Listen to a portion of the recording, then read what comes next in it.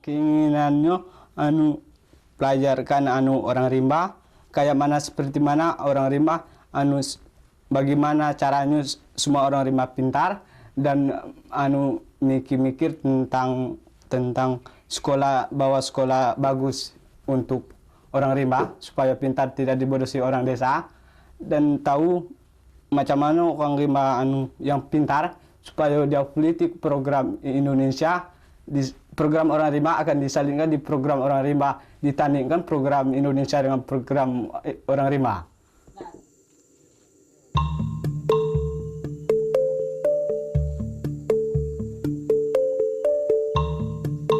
Udara begitu cerah di Bukit 12 Jambi, Sumatera. Waktu seperti ini tidak pernah dilewatkan oleh anak-anak rimba, penghuni tetap di hutan belantara Bukit 12 untuk berkumpul bersama.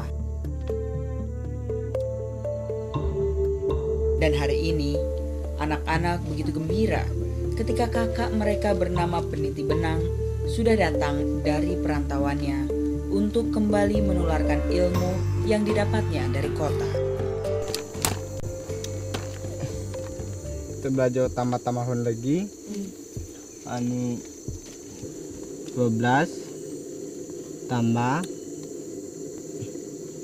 4. Beginilah cara mereka menimba ilmu. Peniti Benang memulainya dengan menuliskan semua huruf di kulit kayu kering yang digunakan sebagai papan tulis. Ini kita belajar apa? Anak-anak rimba di sini kelihatannya memang menekuni pelajaran membaca dan menulis di tengah hutan belantara, tempat yang juga biasa mereka sebut sebagai sekolah. Mereka memang biasa melakukan segala kegiatannya di udara terbuka seperti ini dengan cawat, yaitu selembar kain yang diikat di bagian pinggul sebagai pakaian sehari-hari mereka. Dingin pun tampaknya sudah tidak dirasakannya lagi, karena memang beginilah keseharian mereka di hutan. Hutan yang sudah menjadi rumah bagi mereka. Kehidupan seperti inilah yang sebenarnya menyebabkan mereka disebut sebagai orang rimba. Artinya adalah orang yang hidup di hutan. Hidup dengan memanfaatkan semua barang yang berasal dari hutan. Untuk makan pun, mereka mencari binatang yang ada di hutan.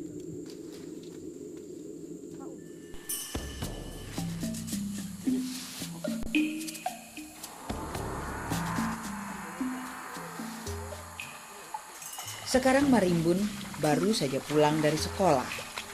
Orang tuanya mengajak Marimbun untuk mencari ikan di aliran sungai.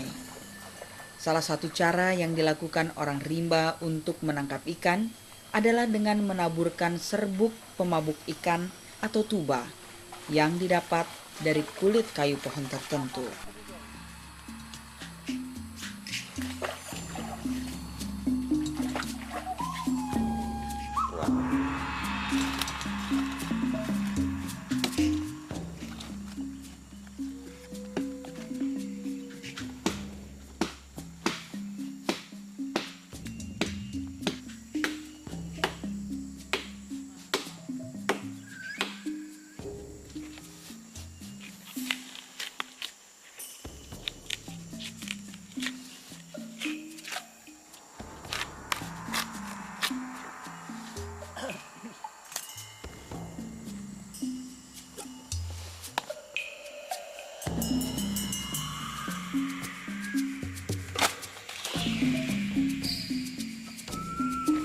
Kini kulit kayu sudah diambil. Bubuh, alat penjaring ikan disiapkan di bagian hilir aliran sungai di antara bendungan yang mulai dirapihkan kembali.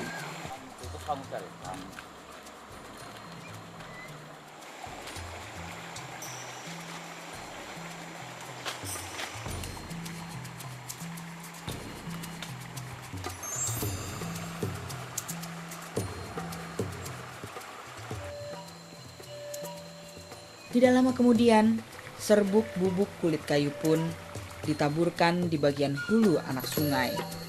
Berharap ikan-ikan yang mabuk nantinya dapat terjaring di bubu yang sudah terpasang di bagian hilir bawah.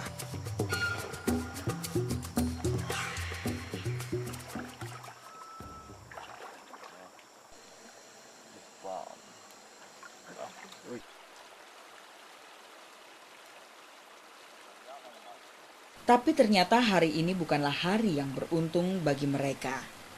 Ikan yang dicarinya belumlah ada. Mungkin taburan kulit kayu tadi belum cukup untuk memabukkan ikan yang ada di anak sungai ini.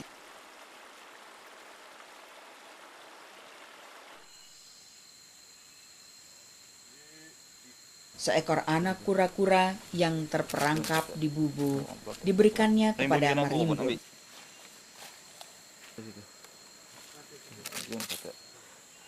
Ya.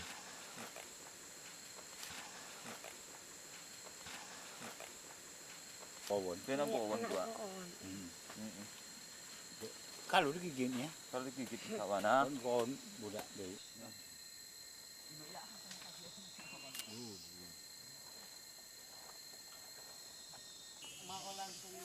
Marimbun. Ia seakan mendapatkan teman bermain di tengah hutan yang dapat dijadikan sebagai sahabatnya kelak. Beginilah orang rimba mengajarkan kepada anak-anak mereka untuk melestarikan hutan. Rumah mereka salah satunya dengan cara memperkenalkan biota yang hidup di hutan sebagai teman sahabat mereka. Sahabat Marimbun di saat ia sedang sendiri.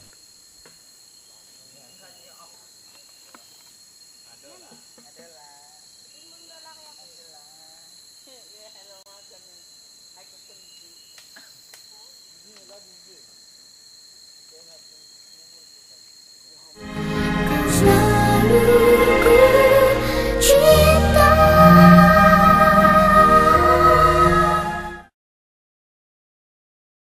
Selalu ku cinta.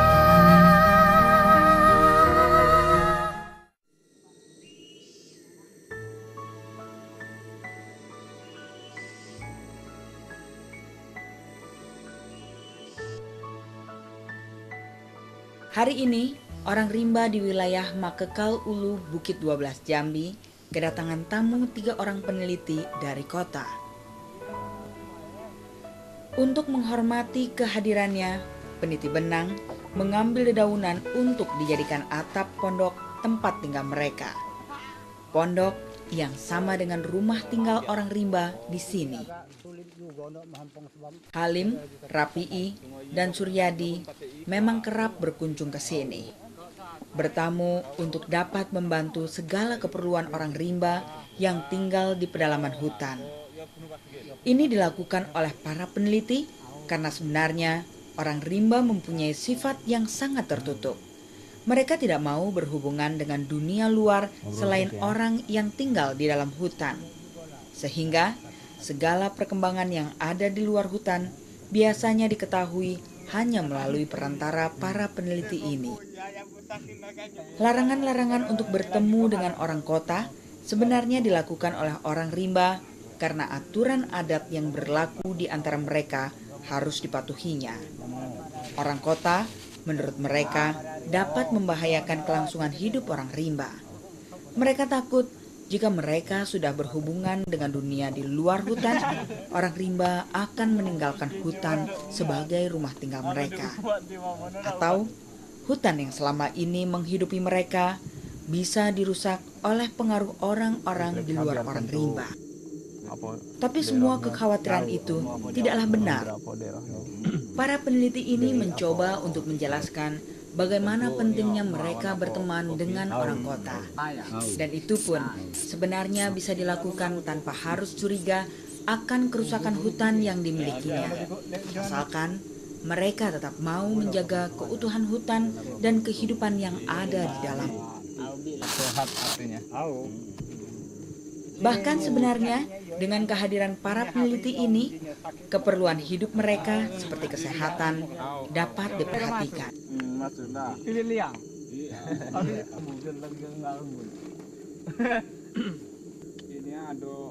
Suryadi, salah seorang dari tim peneliti ini, sedang menjelaskan tentang pentingnya kesehatan bagi mereka. Disebut kartu sehat kalau orang baru sebut, tapi ake sebut dia kartu perubatan. Pakai kartu nyo kawan sakit parah, yo kawan ke puskesmas berobat. Mungkin hari dia buat pemakon dewe tapi lah agak lumayan lah kalau kartu. Jadi kartu perubatannya mungkin diurui 1 orang biar budak sekolah tentu masuk tuli bae nang kongkong. Salah sama lokote. Artinya mudah sikilnya. Mudah. Sing kan kalau anak Pak Badin di rumah sakit Bangko, ini kan duluan akhir sedang dijamin. Pengendum, nama seorang anak rimba yang tinggal di sini, menceritakan pengalamannya ketika ia menemani orang rimba yang pergi ke rumah sakit. Ia adalah salah satu anak rimba yang peduli terhadap orang rimba yang mempunyai gangguan kesehatan. Ya kami kan mau sekolah tinggi, apa inginkan kalau macam keinginan aku mau jadi dokter apa mana lah yang bisanya. Itu punya besok kan bila banyak orang yang sakit bisa lah ngurunyuk lagi. Gitu kan ingin sekolah mau jadi apa dokter mana lah yang baik kami.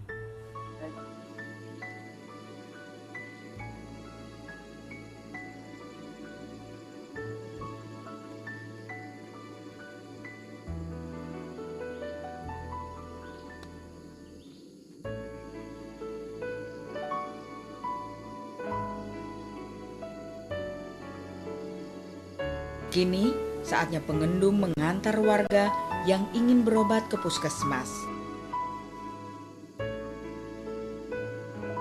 Hampir semua yang pergi adalah laki-laki dan anak-anak. Sementara para ibu terpaksa harus tetap tinggal di hutan walaupun kurang sehat.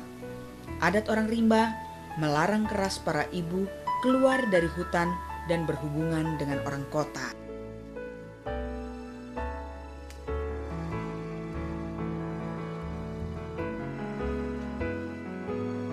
Penyebabnya adalah karena mereka percaya para ibu dilindungi oleh dewa dan dewi yang juga melindungi kehidupan orang rimba. Kalau para ibu berhubungan dengan orang luar, maka mereka khawatir para dewa dan dewi pelindung mereka akan ikut pergi dan selanjutnya akan meninggalkan orang-orang rimba.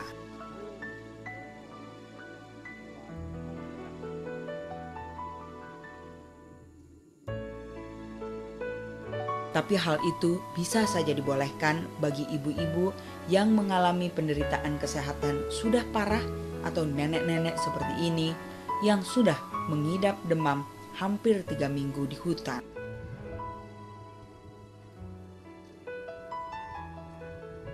Setibanya di puskesmas, dokter dan mantri yang bertugas mulai memeriksa satu persatu pasien yang datang dari pedalaman hutan ini. Apa yang rasakan itu? Demam batuk. Pengendum kembali membantu orang rimba yang belum pernah berhubungan dengan dokter untuk mendapatkan kartu kesehatan. Kenapa baru di sini sekarang? Yuk saya. Mari saya ini ya. Ya.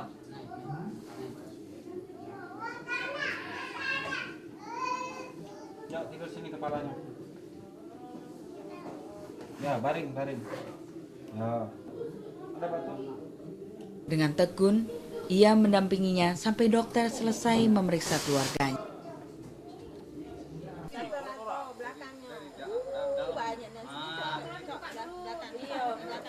Sementara, para anak rimba lainnya yang hanya ikut ke puskesmas diberi obat kutu di rambutnya oleh mantri yang sedang bertugas hari ini.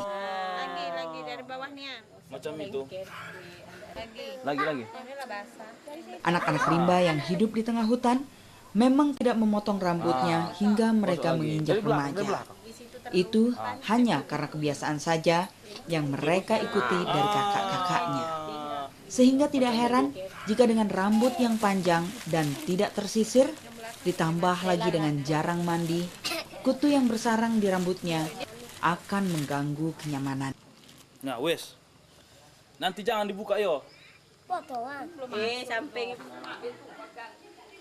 Selalu ku cinta.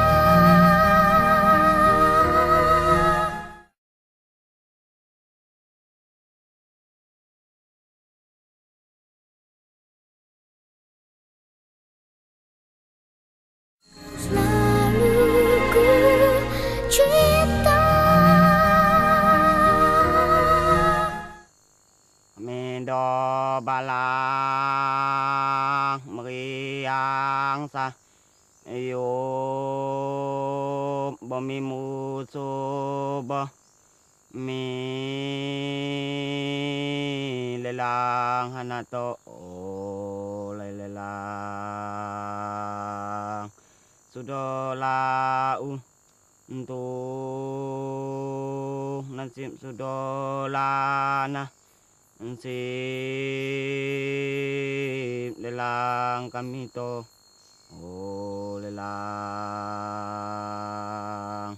kami do balang. Senandung seorang anak rimba bernama Siomban menceritakan tentang kesedihan yang baru saja dimarahi oleh orang tuanya.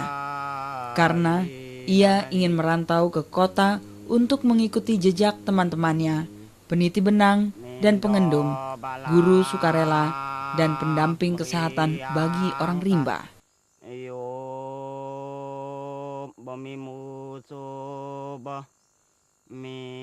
Namun sang ayah melarangnya hanya karena khawatir jika nanti Siomban pintar, ia akan meninggalkan hutan tempat mereka dibesarkan.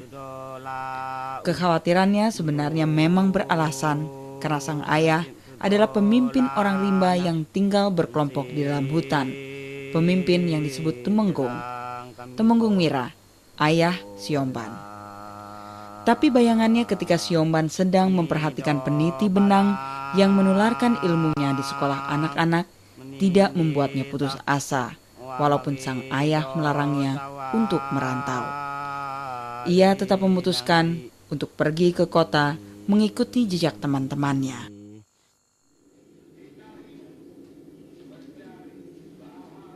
Disinilah, di tempat perantauannya, di Bangko, Siomban, anak Tumenggung Mira, belajar tentang banyak hal dari para peneliti yang menjadi pendamping kehidupan suku orang rimba di Jambi. Bersama rekannya peneliti benang yang sudah menjadi kader guru dan pengendum kader kesehatan bagi orang rimba di pedalaman Bukit 12. Bagi ketiga anak rimba ini, kesempatan seperti inilah yang mereka butuhkan untuk menambah wawasan mereka terhadap dunia luar. Menimba ilmu yang nantinya akan dibagikan kepada sesamanya saat mereka kembali ke hutan tempat mereka tinggal. Hanya satu angan yang diinginkan oleh mereka, yaitu menjadikan orang rimba sebagai kelompok yang tidak lagi bodoh sehingga tidak dapat dibohongi oleh siapapun, yang pada akhirnya mereka tetap dapat hidup dan bermain di hutan rumah tinggal mereka.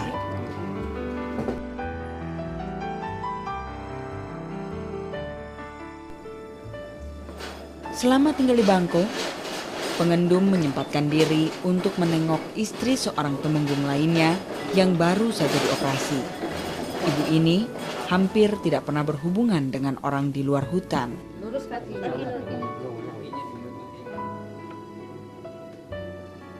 Oleh karena itu, kecemasan selalu tampak di wajahnya, terutama saat dokter yang datang akan mengambil jahitan di perutnya. Maka, pengendum pun mendampinginya untuk memberikan ketenangan bagi ibu ini.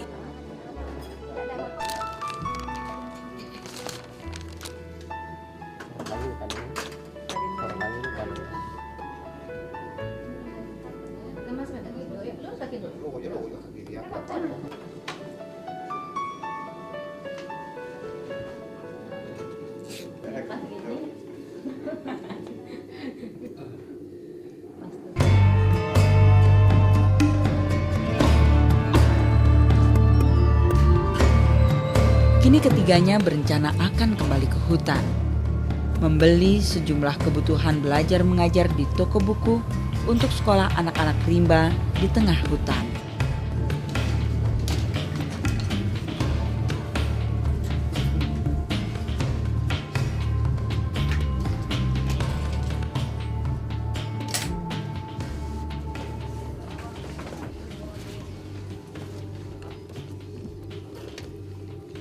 Ngajar anak-anak sekolah ya. Buku sekolah. Pensil.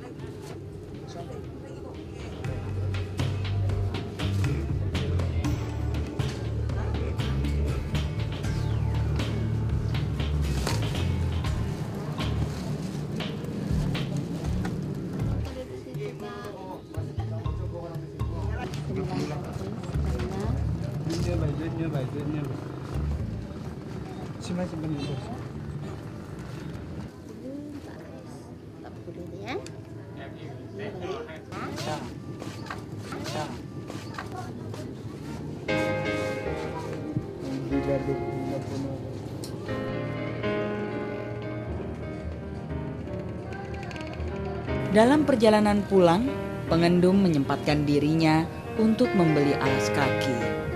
Tampaknya anak-anak dan remaja suku orang rimba sudah lebih menerima perkembangan di luar lingkungan mereka dibandingkan dengan para orang tuanya tanpa harus meninggalkan adat yang berlaku di lingkungannya. Buktinya saja, mereka tetap mempunyai keinginan yang kukuh untuk mencerdaskan sesamanya agar mereka dapat berjuang demi kelangsungan hidup di hutan. Pikiran kami kayak mana caranya kami sekolah supaya pintar, meskipun hutan kami habis, kami akan menjadi pintar. Tapi tetap pengennya kayak apa hutan? Pengennya kayak murni hutannya. Tapi termasuk dalam konsep kita tidak kemungkin hutannya seterusnya ada pasti habis. Karena apa tuh? Karena di sisa orang desa dikit-dikit nanti habislah. Jadi kita mempunyai konsep kayak mana sepertinya orang rimba yang jadi pintar. Jadi kalau hutannya udah habis, mereka bisa hidup.